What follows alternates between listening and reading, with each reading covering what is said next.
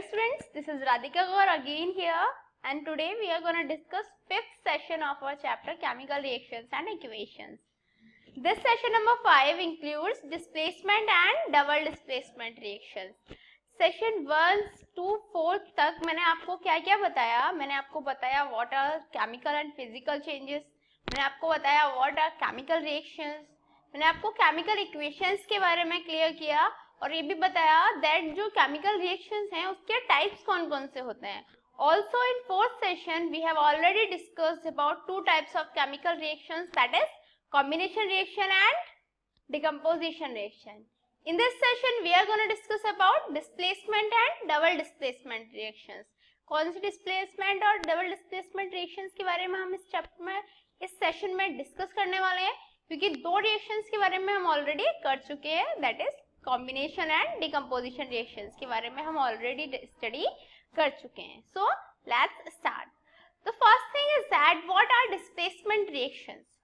According to definition of them, the chemical reaction in which an atom or a group of atom in the molecule is replaced by another atom or a group of atoms from outside this molecule is called displacement reaction. Example के लिए आपको समझाती हूँ, then after आपको definition समझने में काफी easy हो जाएगा. सपोज ये हमारा रिएक्शन है इस बेसिस पे दैट ये रिएक्टेंट्स हैं AL प्लस X, ये रिएक्टेंट्स हैं, ये मिलके क्या बनाते हैं AX प्लस L. L क्या है? कोई भी सब्सटेंस जो डिस्प्लेस हो रहा है, ठीक है. X L की जगह डिस्प्लेस हुआ, L को बाहर निकाल के वो A से अटैच हो गया. तो डिस्प्लेसमेंट रिएक्शंस कौन सी केमिकल रिएक्शंस हुई? वो रिएक्शंस जिनमें कोई एटम या ग्रुप ऑफ एटम किसी भी मॉलिक्यूल को रिप्लेस कर देता है. किससे रिप्लेस करते हैं? दूसरे एटम और ग्रुप से, ठीक है. आउटसाइड से कोई भी मॉलिक्यूल एटम या ग्रुप आता है, वो पहले जो प्रेजेंट होता है उसे डिस्प्लेस करके उसकी पोजीशन ले लेता है और उसे कंपाउंड से डिस्प्लेस कर देता है. तो डिस्प्लेसमेंट रिएक्शंस का फॉर्मेशन होता है. जैसे यहाँ पे Al से L को डिस्प्लेस किया X ने L की प्लेस ले ली और L को बाहर कर दिया, तो ये हो गए डिस्प्लेसमेंट रिएक्शन, ठीक है. I repeat, the reaction in which an atom or a group of atom in the molecule is replaced by another atom. Okay, so first we will gonna see the types of displacement reaction. जो displacement reaction है वो मैंने आपको बताई क्या होती है, but the thing is कि जो displacement reaction है उसके types क्या हैं. तो जब types की study करते हैं तो उसमें हम तीन तरीके से displacement होते हैं.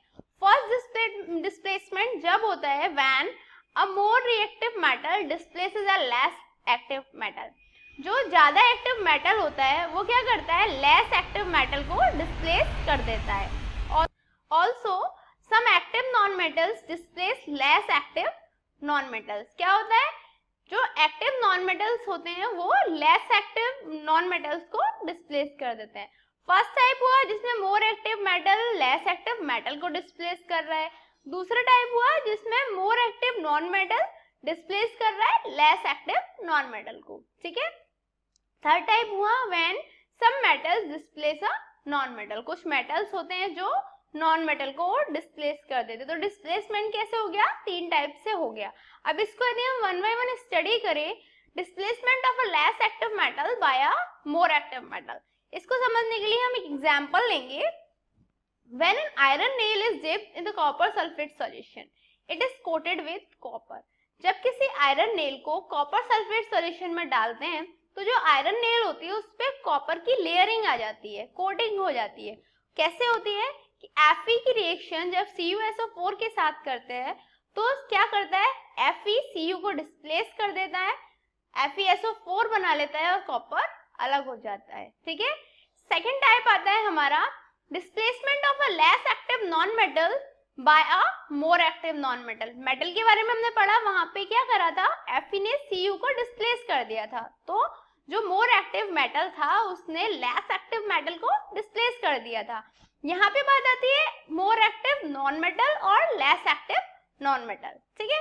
तो when chlorine gas is pass through sodium bromide solution, sodium chloride and bromide are form. क्या होता है? जब क्लोरीन गैस को हम NaBr के सॉल्यूशन से पास आउट कराते हैं तो क्या होता है? ब्रोमीन को क्लोरीन क्या कर देती है, डिस्प्लेस कर देती है। यहाँ पे हमने एग्जांपल लिया NaBr plus Cl2 gives NaCl plus Br2। Reaction को बैलेंस करने के लिए हमने 2 लगा लिया आगे।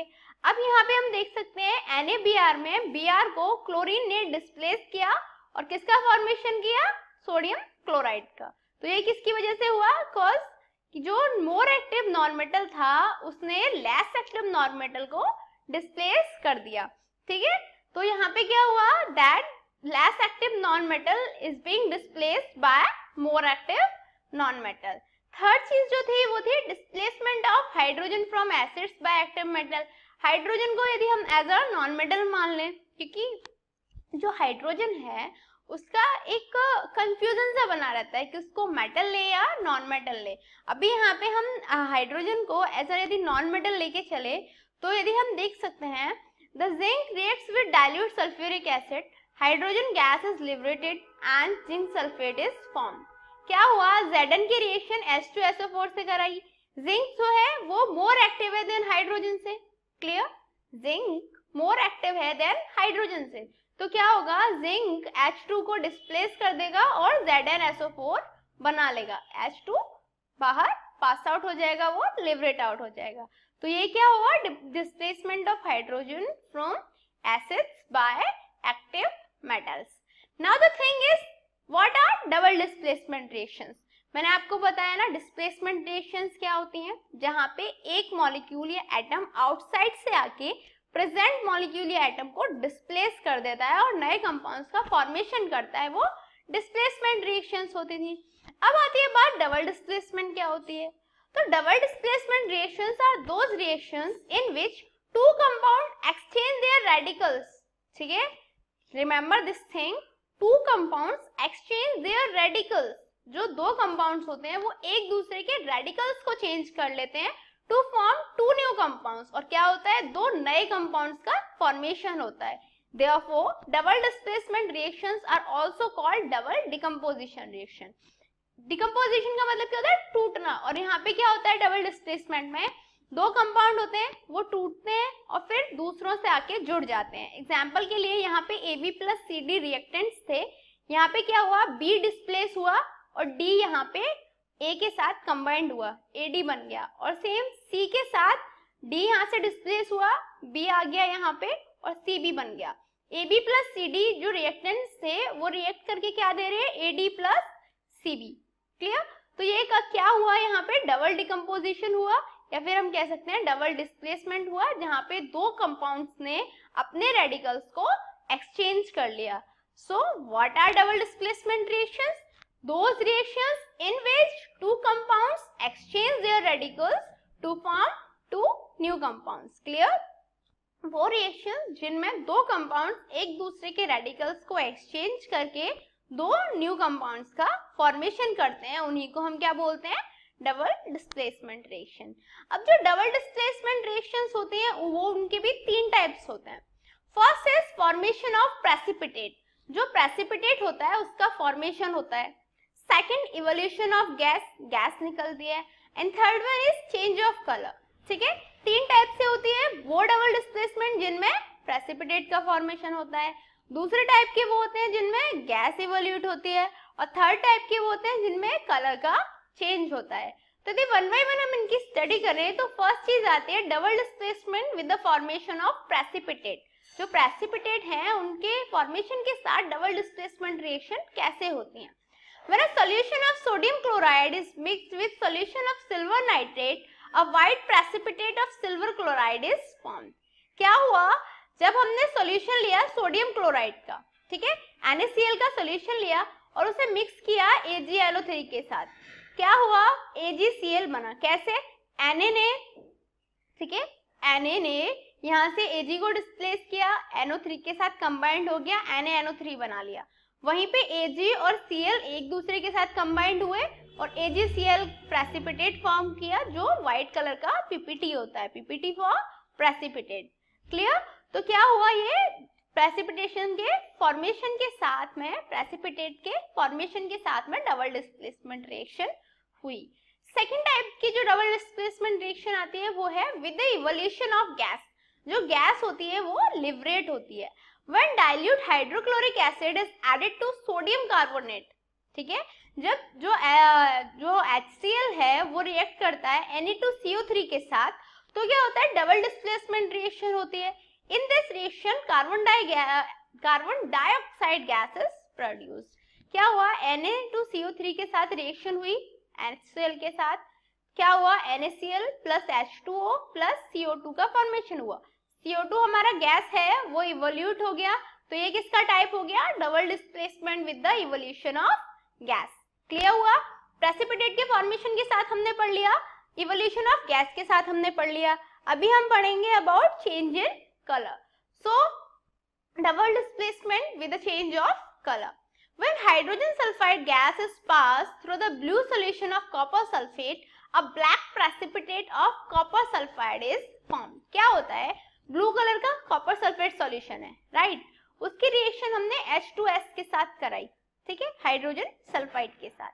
क्या हुआ, कॉपर सल्फाइड का प्रेसिपिटेट मिला जो ब्लैक कलर का हुआ, दैट इज जो कॉपर सल्फेट पहले ही रिएक्टेंट साइड में ब्लू कलर का था, वो प्रोडक्ट में क्या बना, कॉपर सल्फाइड बना जो ब्लैक कलर का हो गया। तो चेंज हुआ ना कलर में, ब्लू टू ब्लैक, तो यही किसके एग्जांपल हो गया, double displacement with the change of colour. तो अभी आपको क्लियर हो गया कि डबल डिस्प्लेसमेंट रिएक्शन प्रेसिपिटेशन के फॉर्मेशन के साथ भी होती हैं, कलर के साथ भी होती हैं, चेंज इन कलर की अकॉर्डिंगली भी होती हैं, और इवोल्यूशन ऑफ गैसेस के अकॉर्डिंगली भी होती हैं। So now it's a time for challenging question mark, and today's challenging question mark question is, the color of solution of copper sulfate changes when an iron nail is dipped in it. जो colour होता है copper sulphate का वो change हो जाता है जब कोई आयरन नेल हम उसमें डाल देते हैं, उसका रीजन क्या होता है। Your time start now. 1 2 3 4 5 times up. So have you answered this in your mind? Let's check out.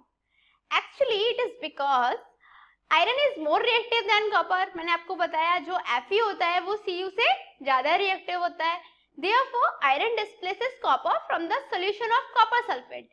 अब देखो यहाँ पे एग्जाम्पल में आप देख सकते हो Fe प्लस CuSO4, ठीक है, Fe जो है कॉपर से ज्यादा रिएक्टिव है, ज्यादा एक्टिव है, तो वो क्या करेगा, FeCu को कॉपर सल्फेट के सॉल्यूशन से डिस्प्लेस कर देगा और SO4 के साथ कंबाइंड हो जाएगा, तो Cu अलग निकल गया, प्लस FeSO4 का फॉर्मेशन हुआ, और फेरस सल्फेट कैसे कलर का होता है, लाइट ग्रीन सॉल्यूशन होता है। दिस इज द रीजन जो ब्लू कलर का सॉल्यूशन था वो लाइट ग्रीन कलर के सॉल्यूशन में चेंज हो जाएगा। ये किसकी वजह से हुआ, डिस्प्लेसमेंट होने की वजह से। क्लियर, Fe ने Cu को सल्फेट सॉल्यूशन से डिस्प्लेस किया तो FeSO4 का फॉर्मेशन हुआ जो लाइट ग्रीन सॉल्यूशन होता है। दिस इज द रीजन जैसे ही हम आयरन नेल डिप करते हैं कॉपर सल्फेट सॉल्यूशन में तो उसका कलर चेंज हो जाता है। Clear, so what we learn today, we learn about displacement reactions and double displacement reactions. Also हमने पढ़ा कि जो डिस्प्लेसमेंट रिएक्शंस हैं वो किस टाइप से हो सकती हैं,